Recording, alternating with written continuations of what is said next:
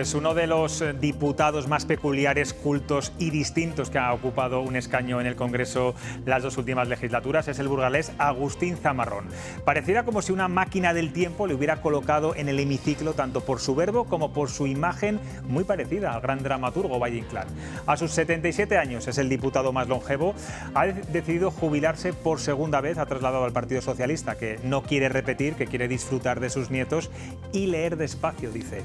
Y es una gran pérdida, porque Zamarrón ha sido esa dosis de nivel intelectual y político que tanto escasea hoy en día en los parlamentos. Antes de charlar con él, quiero que vean algunas de sus más elevadas intervenciones públicas. Vean. Mejoren el flujo. Estamos propensos a la trombosis en el foso. Dejen expedito el pasillo del tercio izquierdo, porque tenemos que ir con la sacra urna, con actitud taciturna, finchado de satisfacción, para confrontarlos con reciedumbre. Muchas gracias, señor Azotes. Señor Fernández. Perdón, que me lían. Pido perdón al pueblo español, soberano único.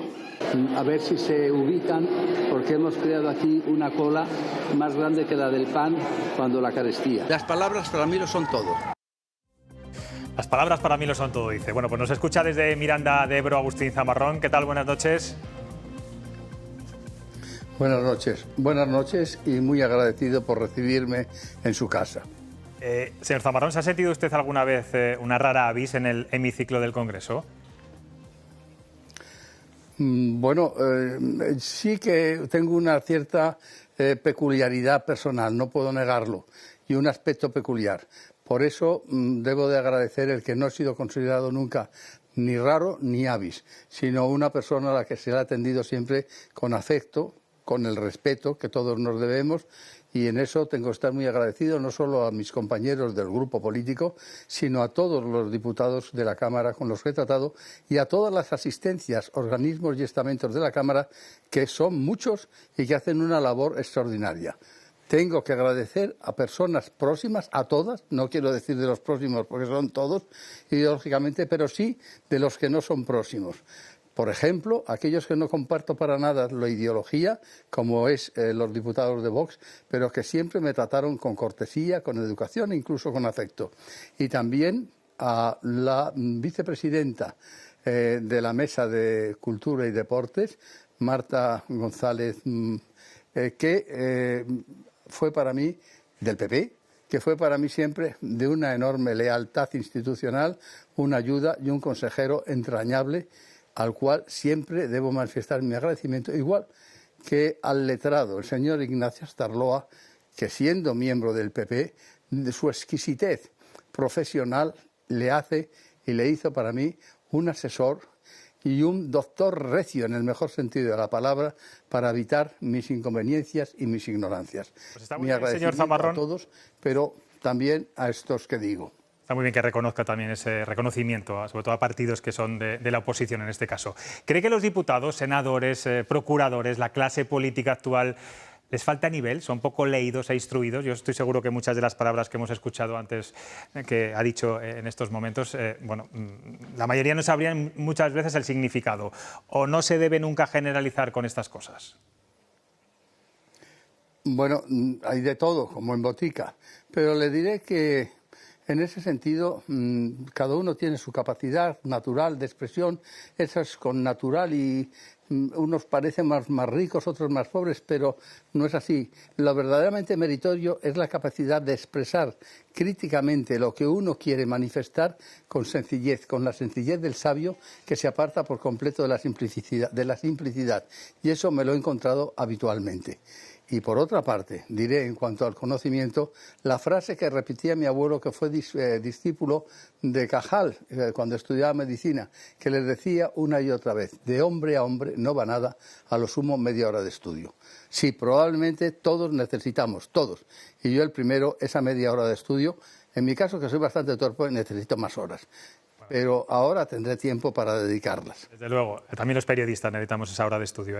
¿Se puede ser político sin tener redes sociales, sin tirar de argumentario de partido, sin consultores de marketing? Usted parece que lo ha demostrado. No es que se puede, es que se debe. Mire, cuando llegué allí era un momento de influencia grande de esto, de lo que es el valor de la comunicación. Y se me insistió mucho en que me hiciera de todas estas cosas de redes. Yo me negué. Tengo la misma mentalidad que eso que se habla de los amerindios que decían es que cuando hacía una fotografía me roban el alma. Yo mi alma no la pongo en almoneda. Y además es enormemente problemático ese modo de comunicación y de relación. Nos traiciona y además nos convierte en ínsulas absolutamente baratarias que a nada conducen. He huido de todo eso. Y en cuanto a los argumentarios, Mirius, los argumentarios son destructores de los verdaderos argumentos y sobre todo son destructores de la capacidad argumentativa que cada uno debemos de buscar. Capacidad argumentativa que se hace en el diálogo, en la deliberación de unos con otros, porque el conocimiento y la claridad y la búsqueda de la certeza no se puede hacer ni siquiera solo. Es bien con otros, en diálogo abierto y franco, o bien en diálogo a través de la lectura con gentes que persisten en la conversación con nosotros al otro lado de lo escrito. Le han insistido mucho en el PSOE de Burgos para que no se fuera, y más en estas elecciones del 23 de julio, bueno, donde su partido tiene muy difícil gobernar. Mire, respecto a mis compañeros de todos los lugares socialistas, yo solo puedo manifestar lo mismo que he dicho antes, un agradecimiento absoluto. Me han ayudado, yo soy muy torpe, yo no tengo una experiencia política, no tenía una experiencia política práctica, ni había hecho nunca una política activa. ¿Por qué? Porque me dedicaba a la medicina, que es una profesión muy absorbente. Pero ellos me han ayudado, me han acogido, me han soportado y me han consolado cuando ha sido preciso. Y nunca me han puesto inconveniente a nada. Nunca he recibido de ellos contrariedad ninguna, ni crítica acerba, jamás. Ni crítica, diría que incluso ni crítica. Si acaso diría que en ocasiones se han pasado en sobreestima y en sobreestimación. Pero no me han puesto ningún problema. Han entendido que este número cabalístico, que es el 77, por cierto, el número que me dieron en la lavandería de mi colegio mayor cuando fui a estudiar en Madrid, para mí era un número que marcaba el término de mi periplo político. Señor Zamarrón, aunque usted es un espíritu libre, no sé si ahora lo es más al abandonar el Congreso, dígame qué ha hecho mal su partido y el presidente del Gobierno para darse ese batacazo el pasado 28 de mayo y para que las encuestas pongan por delante siempre al PP. Bueno, yo diría que ¿qué es lo que ha hecho bien? Y lo que ha hecho bien es no meterse en esa batalla horrible y lamentable de fructificar el odio y el rencor con el que se le ha atacado y con el que se ha atacado a los progresistas. ¿Ha tenido éxito? Sí, lo debo de reconocer, pero ese es un éxito pírrico, porque perderemos todos si perdemos la perspectiva de que el odio nunca puede ser arma ni debe serlo jamás. Y tenemos en nuestra historia reciente y no tan recientemente muchos ejemplos de que por ese camino no se debe ir. La mentalidad que anima a grupos políticos actuales, a movimientos más todavía que a grupos políticos, que a partidos, es la de Carl Schmitt. La de Carl Schmitt, que fue destructiva y nació en la República de Weimar, al mismo tiempo que su oponente fue el que hizo la teoría del Estado moderno alemán y de entre otras cosas, el Tribunal Constitucional, Kelsen. Entonces, no debemos ir por ese camino de amigos y enemigos, sino por el camino del entendimiento, de la comprensión. Y además, en cuanto a mis compañeros de partido, son para mí ejemplo demostrado día a día y que me ha hecho a mí ser exigitivo con la lealtad. Diré que una cosa que ha hecho el presidente del Gobierno bien y que ha sido muy costosa es que ha sido leal, absolutamente leal a sus pactos. Nosotros, nuestro Gobierno, no ha traicionado nunca los pactos establecidos con los socios de Gobierno, jamás. Lo que hayan hecho los socios de Gobierno es su responsabilidad y que lo comenten ellos. La población, los ciudadanos, lo están comentando un día tras otro. Bueno, le ha dado la vuelta a la pregunta que le había hecho, me ha contado las cualidades y no los errores. Se lo voy a permitir, no pasa nada. En cualquier caso, hágame un pronóstico de lo que puede ocurrir a partir del 23 de julio. Pues mire, no soy propicio a hacer pronósticos. No los hice nunca en la profesión. Siempre busqué lo que establecía el camino más correcto, el camino que buscara más las posibilidades, pero no jamás admití aquello que sucedieron a veces. Te apuesto que este enfermo es... Jamás, jamás. Y esto es un enfermo. Momento actual, el pueblo español somos un enfermo como el pueblo europeo. ¿Qué es lo que va a pasar? Lo que yo sí que sé decir es que estamos en una situación crítica en España, una situación crítica en Europa y más allá de Europa. Esta situación crítica tiene que abocar en una crisis que se resuelva en un mundo mejor, en una sociedad mejor y que asiente una nueva esperanza. Debemos de pensar en todos nuestros actos y también en los compromisos, entre otras cosas, de por dónde inclinamos nuestros votos, que lo debemos de hacer pensando en el imperativo categórico de que cada decisión debe considerar a la humanidad entera como un fin de cualquier acto del hombre. Esto es muy kantiano, pero creo que es muy cierto. Y, entre otras cosas, Kant es el padre de nuestra ética moderna. Y que, evidentemente, tenemos que hacer eso porque nos jugamos el futuro. Y tenemos que pensar en aquellos que tienen el futuro. Yo lo decía en los momentos electorales, no me importaba los que están a mi lado en el grupo, sí me importaban, pero yo no, mi preocupación primaria no eran ellos, ni eran tampoco mis votantes, nuestros votantes, no, eran los que no pueden votar. Mi preocupación es para ese futuro próximo al cual tenemos que asentar en el presente para que tengan un futuro real, aquellos que todavía no votan, niños y adolescentes. Y ahí deben ir todos nuestros esfuerzos a través del desenvolvimiento de una sociedad en los valores sociales, en las necesidades sociales, que son fundamentalmente, aparte de los derechos del hombre de la Revolución Francesa, los derechos sociales establecidos, en el derecho a una sanidad, a una salubridad, en el derecho a una educación formativa y no meramente instructiva para convertir a los hombres en útiles, empleables en una u otra industria. Y finalmente, pensar en el apoyo y en la ayuda mediante los subsidios necesarios, que ahora yo voy a recibir de inmediato, como viejo, porque ni los subsidios sociales, ni la educación, ni la sanidad deberían ser punto y brega de ganancia. No, eso debería ser simplemente obligación del Estado hacia su nación, porque es la salubridad y el futuro de una nación sana. Y, por lo tanto, el destruir la sanidad pública, el eje de nuestra salud, destruir o poner en almoneda las pensiones, o poner en almoneda la educación y, además, introducir en la educación todo aquello que dificulte la libertad de cátedra y, por lo tanto, la confrontación dentro de aquellos que aprenden de unas y otras ideas para elegir de aquí y de acullá, todo eso no lo comparto, todo eso no es progresista y quien lo defiende sabrá por lo que lo hace. Yo, desde luego, en eso no he estado nunca ni estoy. Muy brevemente, ¿qué va a hacer ahora con tanto tiempo libre, además de estar con sus nietos y leer más pausadamente? ¿Seguirá de alguna forma en la actividad política, aunque no esté en la primera línea? Bueno, me extinguiré tranquilamente. Mire, esto lo dice muy bien Juan Ramón. Y yo miré y seguirán los pájaros cantando. Y seguirá mi huerto y seguirá con su mismo árbol, con su pozo blanco. Eso es, en eso tengo un sentido de la vida puramente de la efemeridad de lo que somos y de al mismo tiempo de lo grandes que somos pensando en los demás. Yo lo que deseo es extinguirme tranquilamente, como el villano en su rincón, leyendo todos los libros que me faltan por leer, no todos los leeré, oyendo música, aprendiendo y dedicándome a mis nietos y dedicándome en los foros y plazas por donde voy, entre otros días, todos los sábados al mercadillo, escuchando y aprendiendo de aquellos que hacia mí se dirigen. Bueno, las pequeñas cosas de la vida, que son muy importantes. Tengo aquí a tres contertulios que también le van a hacer alguna pregunta, a los que no he presentado todavía. Alberto Gómez Barahona, que es paisano suyo de Miranda de Ebro. ¿Qué tal? Buenas noches. Buenas noches. Carmen Domínguez, ¿qué tal? ¿Todo bien? Muy bien, buenas noches. Buenas noches. Buenas noches. Venga, pues empezamos por su paisano, por Alberto Gómez Barahona.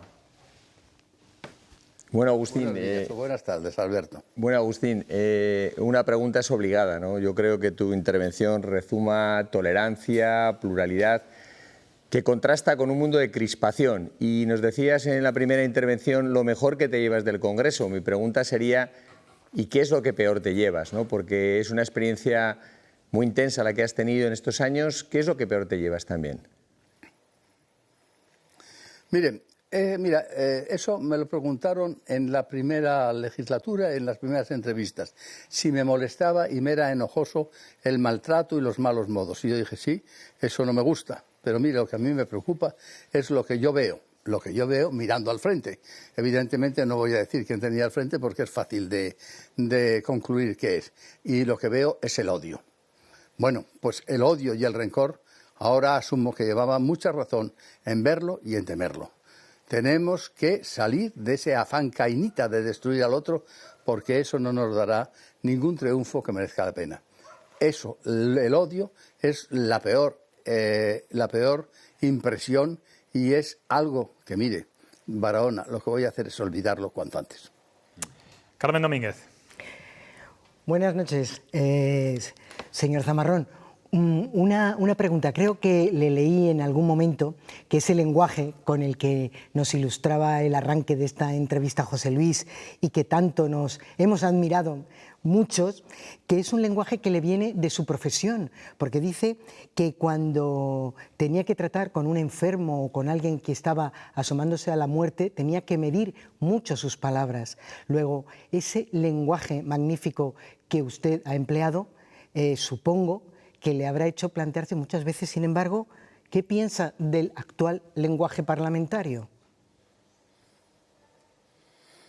Mire, ¿por qué es esto que yo decía?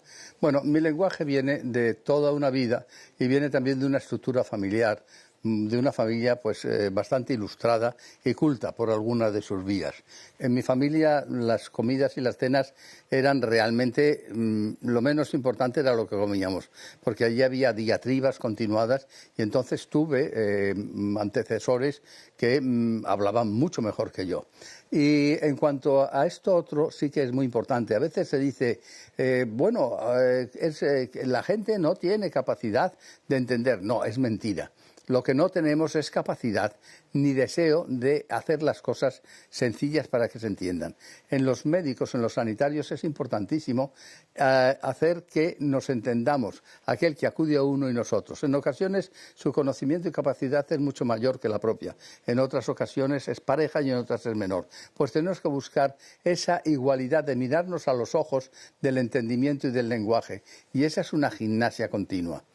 Entonces, lo que no puede ser es que cuando se habla en público para un supuesto embellecimiento y triunfo, lo que se consigue es un cierto y seguro envilecimiento, tanto de uno como de la Cámara. Y que luego uno, en los bastidores, el trato sea un trato cortés y educado. No, debe serlo, si acaso, mucho más cuando se habla, no entre las bambalinas, sino en el escenario, porque en ese momento, igual que ahora lo estamos haciendo en cierto sentido, se está hablando para aquellos que solo pueden escuchar y por lo tanto merecen el respeto de que no se les falte con la palabra y con la injuria, traicionando las formas que deben ser obligadas a la profesión del político.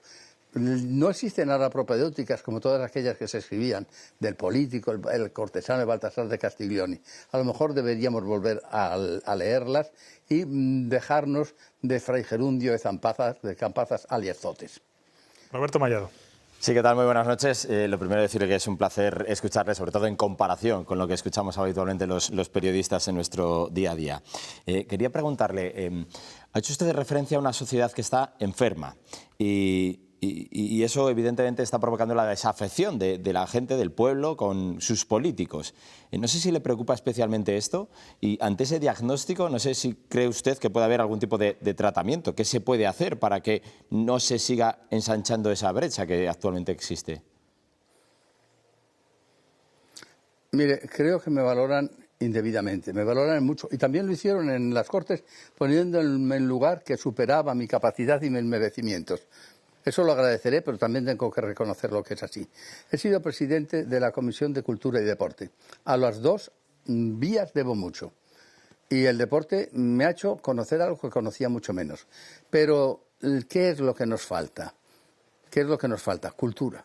Y la cultura no es un hecho que se adquiere como en un peso y está sólido. No, no, es una cosa que continuamente tiene que estar en el trasiego. La vida, al modo de Habermas, tiene que ser un diálogo deliberativo con uno mismo y con el resto de la sociedad, la próxima y la remota, hablando siempre con la obligación de intentar entenderse. Y yo siempre me he dirigido hacia mis contertulios, incluso oponentes o antagonistas, bajo un supuesto. La verdad es la verdad, como dijo Machado. La verdad es la verdad. Y ven conmigo a buscarla. La tuya, guárdatela. ¿Qué quiero decir?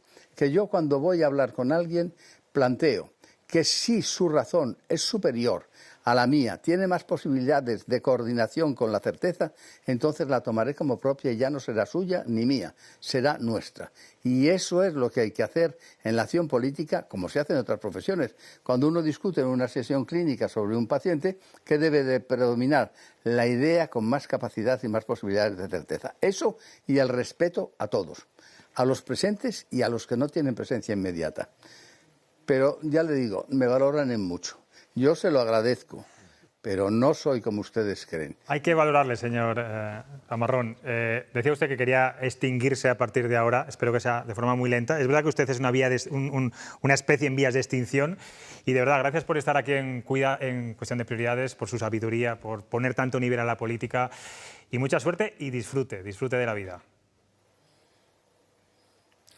Pues miren, un entrañable y fraternal abrazo a todos ustedes. Muchísimas gracias.